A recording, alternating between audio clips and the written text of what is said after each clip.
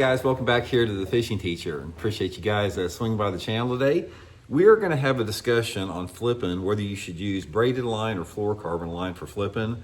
I hear people say both on there, and I think a lot of people get locked into certain one of these line categories based upon their preconceived notions in fishing. So I'm going to break it down, guys, as scenarios where you want to use braid and when you want to use fluorocarbon in today's video. Also, guys, before we get started, I will put my Seaguar fishing line link in the description of the video. The two lines that I use, or actually three lines I use a lot from Seaguar, is this new Carbon Ultra here, or the Seaguar InvisX, and then for the braid, the Smackdown braid. So I'll link both of these, my Tackle Warehouse link, in the description of this video if you guys would like to pick up some Seaguar line. I love it. I've been fishing it for 25, almost 30 years, guys. The best fluorocarbon you can buy. And also, guys, speaking of flipping, I will put my Blaukat Throwback jig link in the description of this video. Best flipping jig you can get on the market, link in the description there, so really appreciate that. Okay, flipping has been my area of study that I've done for 45 years now. I became fascinated when I learned how to do it back in the early 80s. I've tried to master the technique. Every single tournament I've won, big tournament that is, like regional or national tournament, except for one, has come flipping. So I've got a lot of time on it. I've spent a ton of time. I'm gonna venture, guys, that probably half of the money that I've won almost $2 million, or right around $2 million fishing bass tournaments in my whole career, all the different tournaments I fished, the circuits. Probably half of those bass have come flipping and pitching. So I got a lot of time under my belt with this. I'm gonna give you guys my opinion on, braid or using fluorocarbon with it. Okay, the first thing I'm gonna say, speaking about braided line here, braided line is a very situational line. It's like there are only specific situations that you want to use braid. And the reason I say that is it doesn't matter, some of the high-tech lines like Seaguar, they've reduced the visibility of braid by making it like the gray color. It used to be white. Nevertheless, braided line is braided line, and it's not invisible. So you're dealing, number one, with the fact that the fish can see this line better than a clear fluorocarbon line. That's one factor with it. And the other factor, which can be an advantage or a disadvantage, is there's no stretch to the line whatsoever. Has zero stretch in it. So those are the characteristics that separate fluorocarbon from braided line. Is fluorocarbon line has some stretch in it, not as much stretch as mono, but it does have a significant amount of stretch compared to braided line, and it's basically invisible because it's crystal clear. Those are the two characteristics of it. Now this is important. You can't underestimate the importance of stretch or not having stretch in line and the visibility of the line. So therefore, the only times that I flip with braided line, there's only two situations that I ever flip with braided line. Number one is if I'm flipping thick, matted vegetation with a heavy weight. And I'm talking about vegetation where you don't have holes in it. I'm talking about matted vegetation like matted hyacinths and matted milfoil, matted hydrilla, where you're actually penetrating the mat into there. In a situation like there, if I'm using like a 3/4 ounce weight or bigger, 3/4 ounce, 1 ounce, or maybe 1.5 ounces even, then I will use braided line for a couple different reasons. Number one is that thick vegetation, that bait's falling straight down on the fish. They're not apt to see it as much because it blends in with the grass a little bit.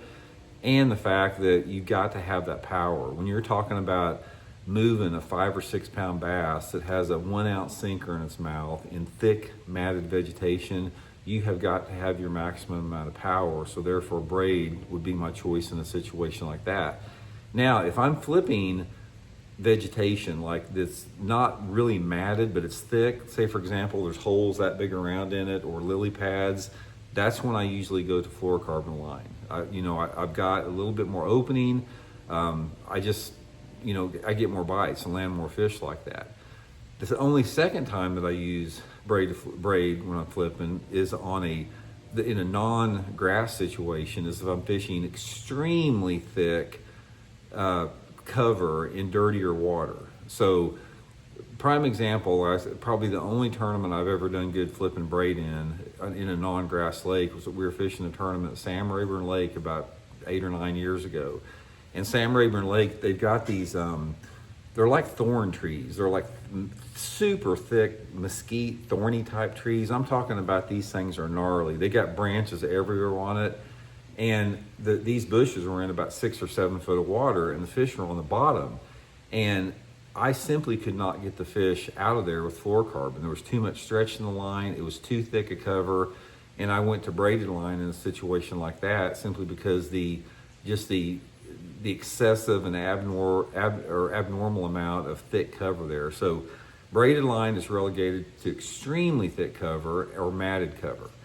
Fluorocarbon, on the other hand, is what you want to use if you can get by with it. If you can get by with fluorocarbon, guys, don't even consider using braided line, because fluorocarbon is going to do a couple different things. Number one, it's going to get you more bites. It's invisible. The fish cannot see it. When you're dealing with a slow bait, say, for example, this jig falls to the bottom like that, if you have any type of decent clarity in the water, anything over like 1.5 feet or 2 foot of visibility, those fish are going to see that line. If it's not clear, they're not stupid. I mean, you figure a bass can eat a minnow in 30 foot of water at midnight. I can promise you, when that jig's on the bottom and you've got some 50-pound test braided line coming up off it, and if you have any visibility at all, the fish are going to look at that thing and detect it. Now, I'm not saying they won't bite it occasionally, but if you put the same jig with fluorocarbon line, those fish will not detect that line, and you're a lot more apt to get the strike with it. Second with that is the stretch that fluorocarbon provides. You want stretch a little bit when you're flipping and pitching, because you're dealing with close quarters. When you're flipping and pitching, most of the time, you're within like 10 to possibly 25, 30 foot away from your target or away from the fish. Most of the time when I'm pitching and flipping, I'm within 10 to 15 feet of the fish. So when you're using a big flipping stick and you've got 20 to 25 pound test fluorocarbon line on, and you set the hook, you're putting in a tremendous amount of power on that particular line, and you need a little bit of stretch, because if you don't have that stretch, it is going to put too much force on the lure that is in the fish's mouth. So in other words, if you set the hook with braided line and that fish is hooked, like say in the membrane type of area right here, the force of that hook set on braided line is going to rip that membrane out, almost every single time. But if you've got fluorocarbon line, not so much. Fluorocarbon line and the stretch that it provides is going to help you hook the fish better. And what it's really going to help you do, it's going to help you land the fish better. Because here's one of the big drawbacks about using braided line when you're pitching and flipping. Let's say, for example, you get the bite, you set the hook, and you got the fish on, and you're fighting that fish. When that fish is fighting around the boat and surging, you don't have any slack in that line. There's no slack or stretch in that braided line when you're fishing. So therefore, when a fish makes a turn or pulls like that, there's no give to it. It's like hooking it onto a piece of rope, and you're a lot more apt to tear that hook out of that fish's mouth, especially if it's not hooked really, really good. If it's skin hooked somewhere, like in the roof of the mouth, and you don't have any stretch, you're going to lose that fish. And a big advantage about using fluorocarbon when you're flipping is you have that stretch. So when you're fighting that fish, the bend of the rod and the stretch of the fluorocarbon is very forgiving when you're fighting that fish, and you land a lot more fish with it.